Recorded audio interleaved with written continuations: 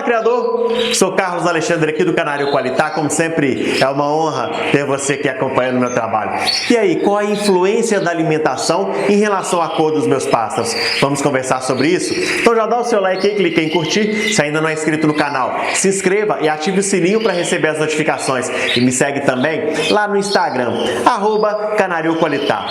Eu me lembro quando eu comecei a criar os canários, lá atrás, quando eu criava os canários sem raça definida, eu não tinha muita preocupação em relação ao tipo de alimento que eu ia oferecer para os meus canários. Eu dava para eles couve, eu dava para eles gema de ovo, eu oferecia uma gama de alimentos para eles e não me preocupava o que ia acontecer em relação à coloração deles. Quando eu descobri então o carofil, a cantaxantina, eu gostava de misturar um pouco ali na ração que eu oferecia para eles ficarem meio pintadinhos e terem ali um pouquinho de vermelho também na cor deles. Eu nunca conseguia, é claro, um canário totalmente vermelho, mas sempre ficavam uns canários meio rajadinhos ali e o pessoal achava muito bonito. Depois que eu comecei a entender um pouco melhor, comecei a entender que existem os canários amarelos, que existem os canários vermelhos, eu comecei a me preocupar o que eu poderia oferecer ou não para esses canários. E essa dúvida, ela acontece de maneira muito rotineira com todos aqueles que estão começando. Por quê? Você começa a descobrir que existe um padrão. Não basta um canário ser somente amarelo. Existe uma tonalidade de amarelo que vai fazer ele se diferenciar dos outros. Não existe apenas um tipo de canário vermelho. Existem várias tonalidades de vermelho. Então, você começa a entender que você precisa melhorar a qualidade, melhorar a tonalidade do vermelho dos seus pássaros para que eles possam se destacar entre os demais. E aí você começa a se questionar: para que o meu pássaro fique o mais vermelho possível, o que eu posso oferecer para ele? O que eu não posso oferecer?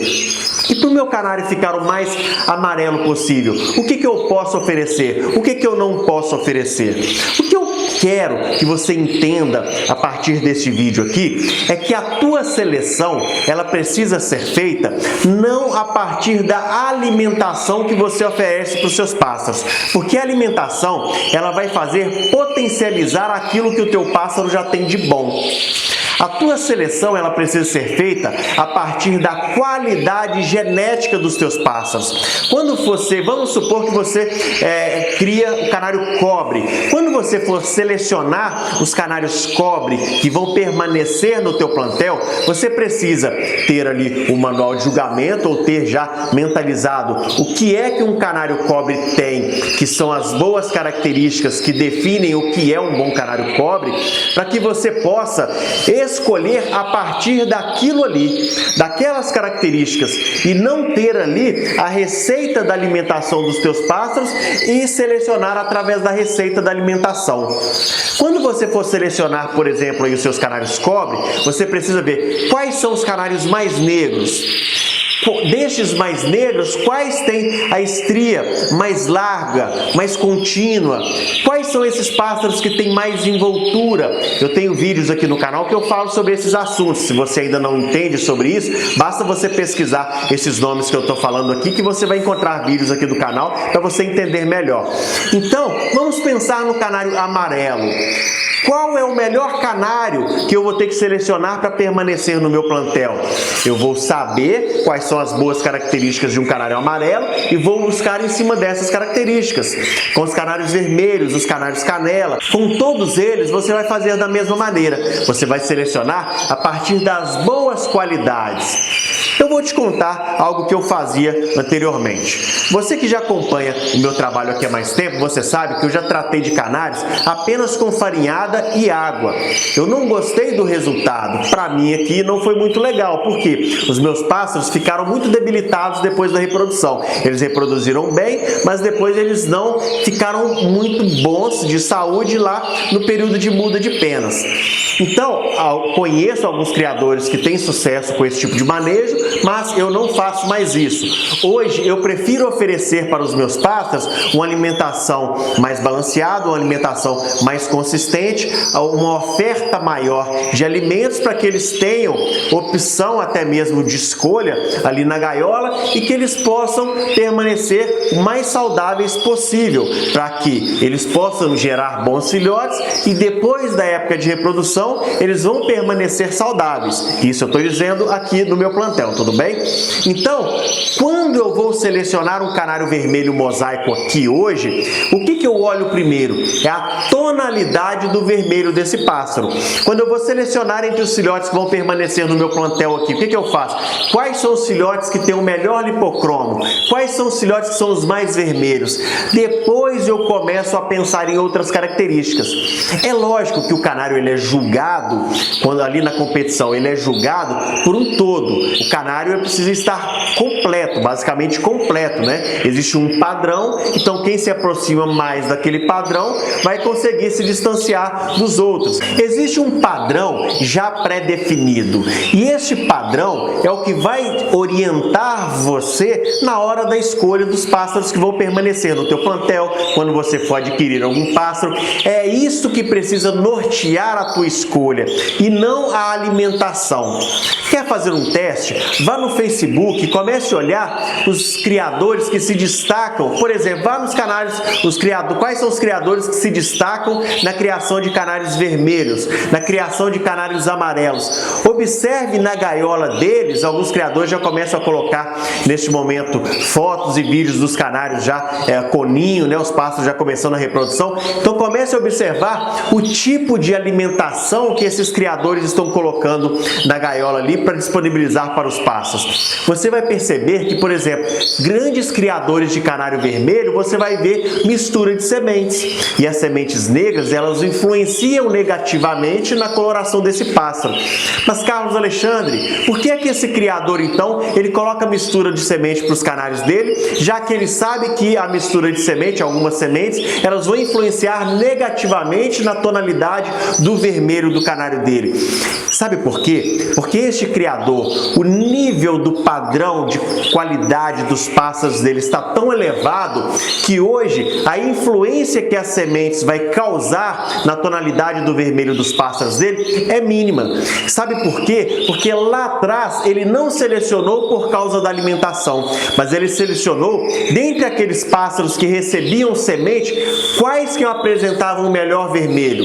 Então ele começou a selecionar a partir disso e por isso hoje ele consegue oferecer esse tipo de alimento e os pássaros dele continuam tendo uma cor muito boa. A tonalidade do vermelho dos pássaros deles continua evoluindo. Por quê? Simplesmente porque eles fazem a seleção a partir da qualidade genética e não por causa do que o pássaro se alimenta ou não. Tá joia? Como eu disse, eu já fui muito criterioso em relação a isso. E quando eu era muito criterioso em relação a isso, o lipocromo dos meus pássaros era inferior ao lipocromo que eu tenho hoje. Para você ter uma noção, você que me acompanha aqui mais tempo, há cerca de 2 meses atrás, os meus canários vermelhos mosaicos estavam comendo papa de ovo. Eles estavam recebendo gema de ovo na alimentação. Por quê? Porque na minha cabeça, na minha concepção, filhote bom é filhote vivo. Primeiro eu quero que o filhote nasça saudável, ele se desenvolva bem saudável. Depois é que eu vou me preocupar com a coloração dele, com o que eu vou oferecer para ele ficar mais vermelho ou menos vermelho. Primeiro você precisa pensar nisso. Os seus pássaros precisam estar bem, eles precisam estar o melhor possível, eles precisam chegar no período de reprodução o melhor possível para que eles consigam reproduzir bem. Depois você vai pensar na coloração deles. Existe uma etapa para cada ciclo. Cada ciclo da criação, você precisa se preocupar com algo. Então agora a gente se preocupa com o nascimento e o desenvolvimento dos filhotes.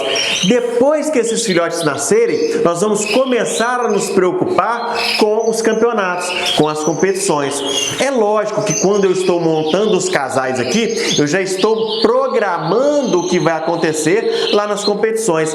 Qual tipo de pássaro que eu preciso ter para levar para as competições? Quando eu estou montando os casais aqui, eu já penso nisso, mas etapa por etapa, um passo de cada vez. Não adianta eu ficar pensando agora na competição, se agora é hora de manter os filhotes saudáveis. Tá entendendo? O que adianta você pensar em ter pássaros para competição agora e não oferecer para eles o melhor que eles podem receber para se desenvolver? Como é que eles vão chegar lá no período onde começarem as competições? Será que eles vão chegar bem? O que adianta você ter um pássaro muito bonito, mas esse pássaro não está saudável? Esse pássaro pode apresentar um problema de saúde lá e ser desclassificado. Então, procure entender qual tipo de alimento que faz bem para os seus pássaros, qual tipo de alimento que não faz bem para os seus pássaros, qual tipo de alimento que influencia positivamente na cor que você cria, qual tipo de alimentação que vai influenciar negativamente na cor que você cria.